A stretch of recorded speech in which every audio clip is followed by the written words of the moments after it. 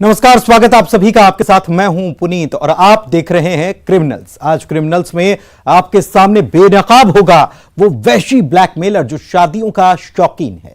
शादी की आड़ में जिसने बनाया अश्लील वीडियो और फिर खेला ब्लैकमेलिंग का खेल। इनसाइड स्टोरी कुछ ही देर में। इसके साथ ही होगा बहू का मर्डर, सास, ननंद, देवर, राजदार।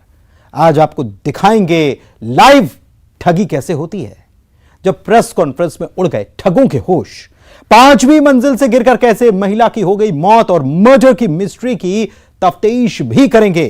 30 किलोमीटर दूर कैसे बहते आई एक लाश और कैसे खुला सास दामाद की साजिश का राज।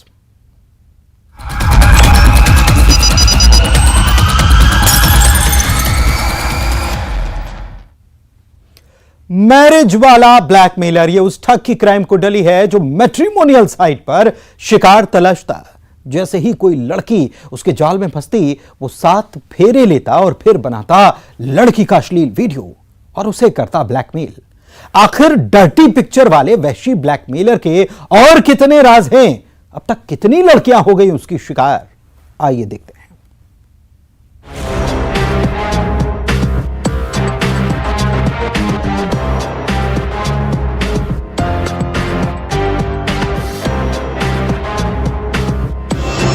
वो शादियों का शौकीन,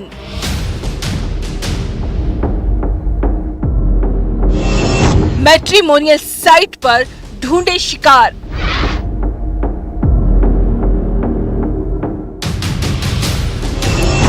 मोबाइल में कैद कर लेता राज।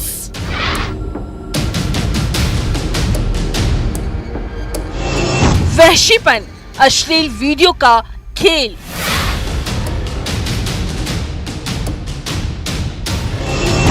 सात फेरों वाला नटवरलाल।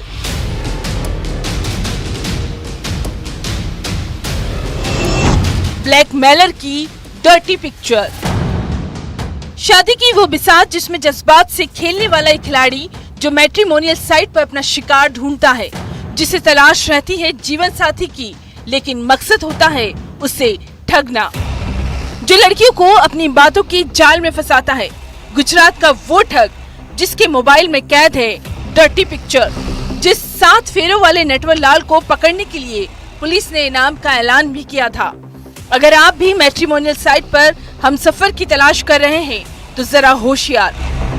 भिंड में एक ऐसी FIR दर्ज हुई है जिसने गुजरात वाले इस ठग का काला चिट्ठा खोलकर रख दिया है, जिसका काम है शादी के नाम पर लड़कियों को फंसाना, उनका अश्लील वीडियो बनाना और फिर शुरू होता ब्लैकमेलिंग का खेल।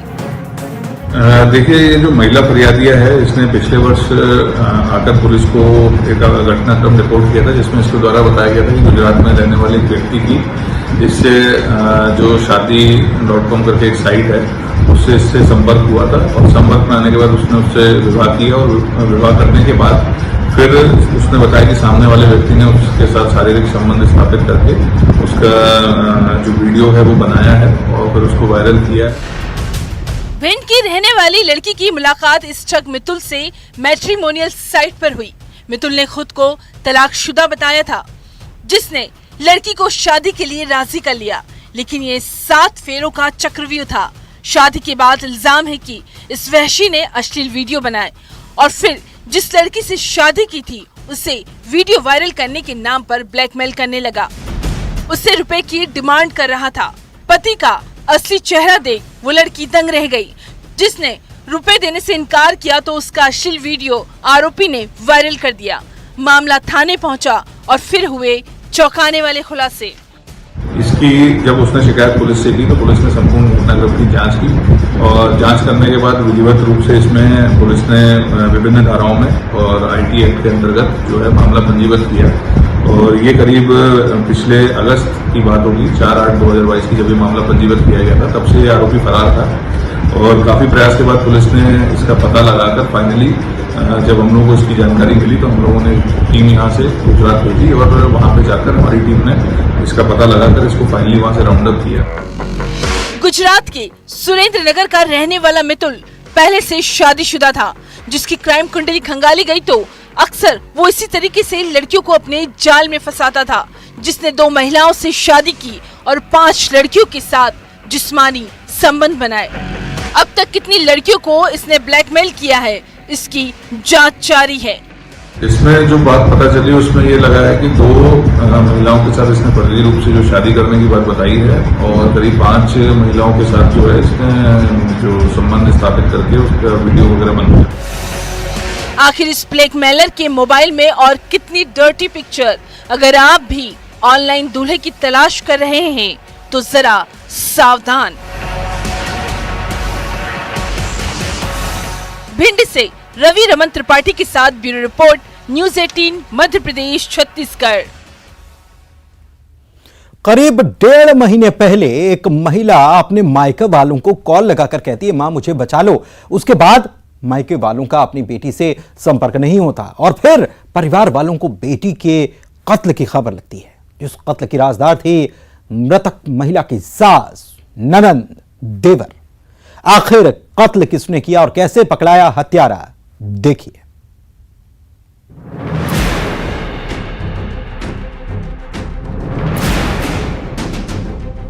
तीन राज्य लाश की पहचान, नाले में लाश, कातिल की तलाश।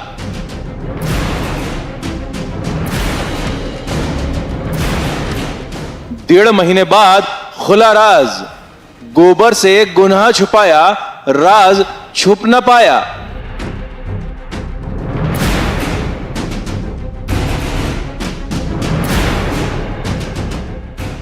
पति, सास, ननद, देवर, राजदार। वो आखिरी कॉल, मां मुझे बचा लो।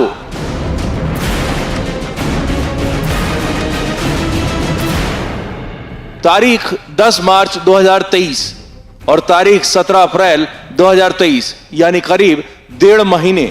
पिछले 1.5 महीने से बलरामपुर की कोतवाली थाना पुलिस गणेश मोड़ बलरामपुर के सिलपट नाला के पास मिली महिला की लाश की मिस्ट्री की तफ्तीश कर रही थी। 3 राज्य मध्य प्रदेश, उत्तराखंड, झारखंड में महिला की लाश के फोटो को सर्कुलेट किया गया। 10 मार्च को लाश मिली थी, लेकिन 5 मार्च को महिला का कत्ल हुआ था। लाश 4-5 दिन पुरानी थी। लाश के फोटो से मृतका की पहचान हुई। 35 साल की सनमेत की हत्या हुई थी, जिसके साथ बेरहमी से मारपीट की गई, जिससे उसकी जान चली गई। सनमेत की हत्या के राजदार उसकी सास, पति, नाबालिग ननद, चचेरा देवर और भाभी थे। कत्ल का निकाल करने में मिली है। ये घटना 10 मार्च 2023 की है, जब गणेश मोड़ चौकी क्षेत्र में एक अज्ञात महिला का शव बरामद किया गया था। जब उसका पीएम कराया गया तो उसमें उसको जो मृत्यु है वो करीब 4-5 दिन पहले होना बताया गया था, जिसके बाद से उसमें मर्ग कायम कर उसकी लगातार विवेचना और जांच की जा रही थी। उसमें जितने भी सरहदी जिले हैं, सरहदी हमारे जो बाकी राज्य हैं, उनमें भी बैनर, पैम्फलेट, पोस्टर भी लगाकर शिनाख्त करने की कोशिश की गई थी। काफी अथक प्रयास के बाद में हम लोगों को जो महिला थी, महिला के परिवारजनों में संपर्क किया और महिला के उन्होंने उसकी शिनाख्ती सनमेत के नाम से की। ये 35 वर्ष की महिला थी, सरनाडी की रहने वाली थी। मृतका सनमेत का कातिल झारखंड में जाकर छुप गया था, जो किराए के मकान में रह रहा था। पुलिस ने दबिश दी और हत्यारे शंकर को गिरफ्तार किया, जिसने कत्ल की पूरी कहानी बताई। शंकर मृतका सनमेत का पति है। दरअसल पुलिस के शक के दायरे में आरोपी पति शंकर इसलिए आया, मृतका सनमेत के मायके वालों ने बताया था शंकर अक्सर बेटी के साथ मारपीट करता था। और फिर खुला वो आखिरी कॉल का राज, जो मृतका सनमेत ने मायके वालों को किया था। जब मामले का आगे बात की गई, जब घर वालों से बात की गई, तो उन्होंने बताया कि जो मृतिका है, मृतिका का पति काफी मारता पीटता था उसको और अच्छे से नहीं रखता था। और उस दिन भी उनको एक फोन आया था मृतिका की तरफ से कि उसके परिवार में सब ठीक नहीं है, पति मारपीट कर रहा है और वो अपने घर वापस आना चाहती है। शंकर का आए दिन अपनी पत्नी सनमेत से विवाद होता था। वारदात वाले दिन उसने इसी विवाद में दीवार पर पटक कर पत्नी की जान ले ली। हत्या की यह बात घर वालों को बताई। मृतिका की सास और नाबालिग ननद ने गोबर और मिट्टी से खून के धब्बों को छुपाया। मोटरसाइकिल से हत्यारा पति शंकर लाश को बाइक पर ले गया और सरपट नाले में फेंक दिया। जिसके बाद ही उसी दिन 5/3/2023 की बात है ये, उसी दिन उसके पति ने उसको मारा और बाद में अपने परिवार वालों के साथ मिलकर उसने बॉडी को ठिकाने लगाया। इसमें घटना में सभी लोगों को, सभी आरोपियों को गिरफ्तार करने में पुलिस को सफलता मिली है। इसमें उसका पति शंकर, उसकी सास बहोरी देवी, उसका चचेरा भाई मुरली सिंह, उसकी भाभी विंती देवी और उसकी एक अपचारी बालिका छोटी बहन है जो नाबालिग है। इन सभी को पकड़कर आज रिमांड पर भेजा जा रहा है और विधिवत कार्रवाई की जा रही है। इनमें से इनका कोरोना टेस्ट भी कराया गया। इनमें से 2 लोग कोविड पॉजिटिव है, तो उनको कोविड प्रोटोकॉल के अकॉर्डिंग ही आगे की कार्रवाई की जाएगी। हत्या के राज को छुपाने की सारी कोशिश की गई, लेकिन कत्ल का यह राज न रहा। बलरामपुर से सूरज गुप्ता के साथ bureau report, news 18 Madhya Pradesh Chhattisgarh. 2 थाना इलाका और मर्डर की दिल दहला देने वाली मिस्ट्री। 30 किलोमीटर तक नहर में लाश बहते हुए चली जाती है। जिस शख्स की हत्या करने के बाद हत्यारों ने लाश को इसलिए नहर में बहाया कि उनका राज रहेगा, लेकिन कातिल बेनकाब हो गए।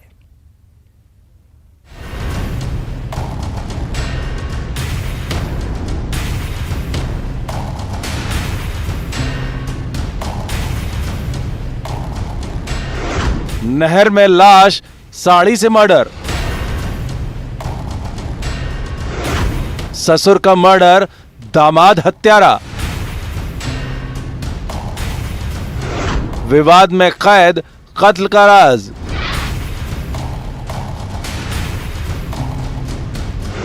एक शक और वो हुआ खामोश।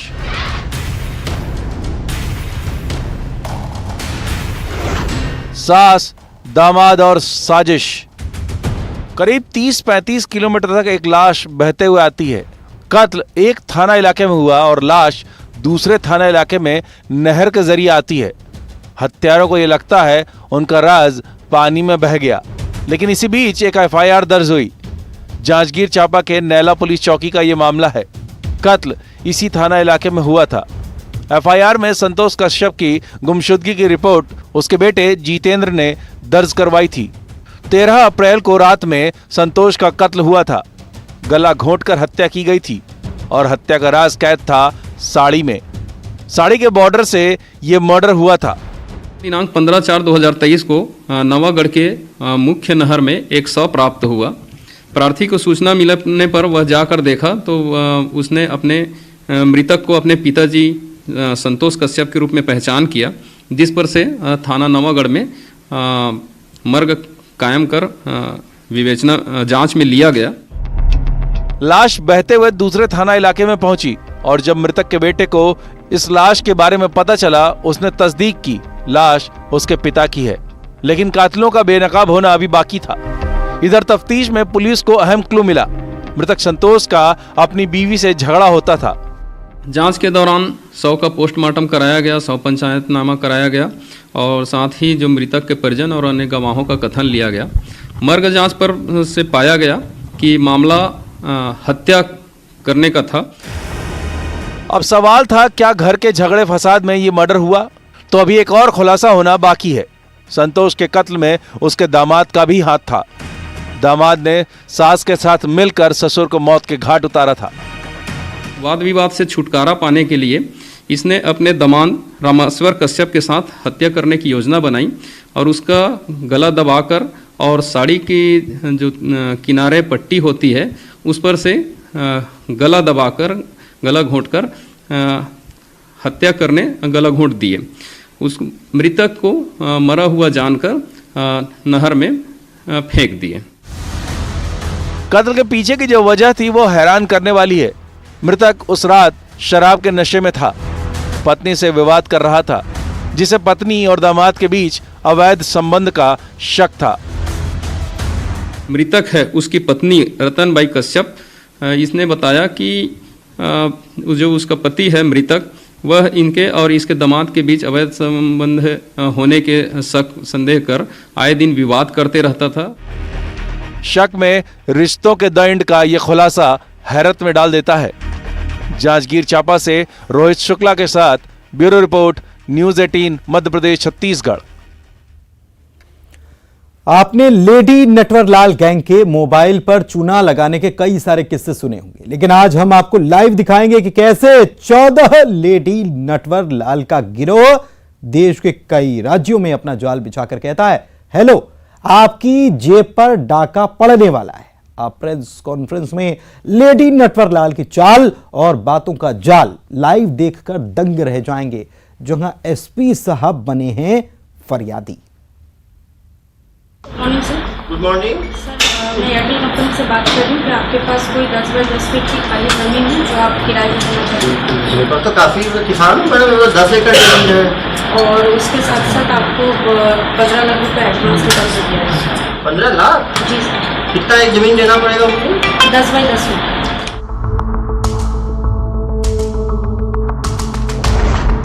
जब एसपी साहब बने फरियादी,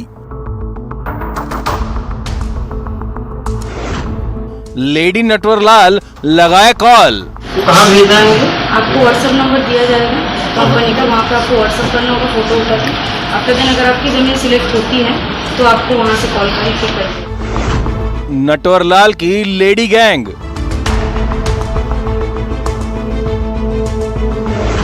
लड़कियां इनका हथियार। कॉल लगाए, शिकार बच न पाए।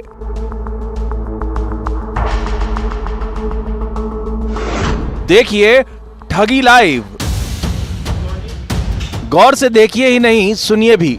ठगी ऐसी होती है, ऐसे लेडी नटवरलाल गैंग जाल बिछाती है। 420 का ये रियल तो नहीं, लेकिन वो प्लॉट है जहां एसपी साहब फरियादी बने हैं। और ठग गैंग जो पुलिस वालों के सामने जरा सहमा हुआ है, लेकिन कैसे मोबाइल पर शिकार को अपनी बातों के जाल में फंसाता है, आप लाइव सुनिए। Morning sir. Good morning sir, मैं एयरटेल कंपनी से बात कर रही हूँ कि आपके पास कोई 10 बाई 10 फीट की खाली ज़मीन है जो आप किराए पर देना चाहते हैं। मेरे पास तो काफ़ी किसान हूँ मैडम, मेरे पास 10 एकड़ जमीन है। और उसके साथ साथ आपको 15 लाख रुपये एडवांस के कर्ज दिया है। 15 लाख? जी सर। कितना एक जमीन देना पड़ेगा मुझे? 10 बाई 10 फीट। दुर्ग में कोलकाता के कॉल सेंटर से कुछ ऐसा ही कॉल आया था और फिर मोबाइल पर शिकार को करीब 60,000 का चूना लगा दिया गया। किसी के जेब पर डाका डालने में यह गैंग इतना माहिर है कि बातों ही बातों में अपना उल्लू सीधा कर लेता है। कवर्धा में तो एक फरियादी को 21 लाख तक का चूना लगा दिया। रैंडम कॉल्स किया करते थे और लोगों को सुहावना ऑफर दिया करते थे कि 100 फीट बाई 100 फीट की ज़मीन देने पर उनको 15 लाख रुपए एडवांस और 20,000 रुपये पर मंथ रेंटल दिया जाएगा, जिसके लालच में कि लोग फंस जाते थे और फिर उनको रजिस्ट्रेशन, प्रोसेसिंग, एनओसी, लाइसेंस और रिफंड के नाम पे 10,000 रुपये से लेके 21 लाख रुपए तक वसूल लिए जाते थे। इस खेल की बिसात बिछाई जाती है टावर लगाने के नाम पर। मोबाइल कंपनी के टावर लगाने के एवज में एडवांस में 20 लाख रुपए देने की बात, हर महीने 15,000 और बस इसके लिए ज्यादा नहीं, प्रोसेसिंग फीस भर देने की बात करते हैं। लड़कियों को बाकायदा ट्रेनिंग दी जाती है कि इन पर कोई शक न कर सके। बाकायदा डायरी में शिकार लोगों का नाम लिखा जाता है, कब किससे क्या बात हुई, पूरा ब्यौरा, कि अगली बार बात करते वक्त कोई चूक ना हो जाए।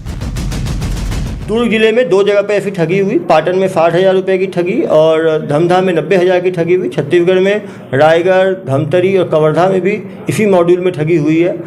इनके द्वारा 10 करोड़ से ज़्यादा की ठगी की बात सामने आ रही है। ये अपने परिजनों के अकाउंट और एम्प्लॉयज़ के अकाउंट में पैसा मंगवाया करते थे। इन ठगों का एक ग्रुप भी होता है, सैलरी पर इन्हें रखा जाता है और जिसने जितने लोगों की जेब काटी यानी चूना लगाया, उसे उतना ही इनाम।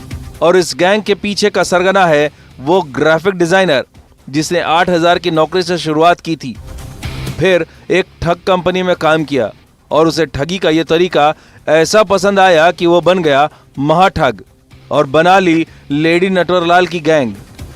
कंपनी टावर लगाने के लिए ऑनलाइन फ़ोन नहीं करती, वो फील्ड में आके फील्ड विजिट करती है और वो पैसा देती है, लेती नहीं है। तो कहीं ना कहीं जनता जागरूक होगी तभी इन ठगों से बचा जा सकता। अगली बार ऐसा कॉल आए तो अपना दिमाग लगाएं, कहीं टावर वाले लुटेरों का अगला शिकार आप तो नहीं।